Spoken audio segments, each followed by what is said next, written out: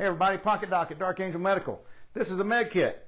This is Roll of Quick Clot Combat Gauze LE. You know what this med kit doesn't have in it? You're right, a tampon. You know why? Because tampons don't work. Okay, well, I don't care who you heard it from. Well, they work sometimes. Well, they work great for nosebleeds, and they go in other places, but it ain't a gunshot wound, okay? Because a tampon is not designed to aid in compression. It's not designed to aid in coagulation. It's only designed to aid in soaking up blood, which is not what you need in a gunshot wound. You know why? Let me explain to you. This is like a boat, okay? A bullet goes through the deck of the boat all the way through the hull of the boat, and you have water leaking in there, and you stick something in there to plug up the hole in the deck. Well, I can't see the blood.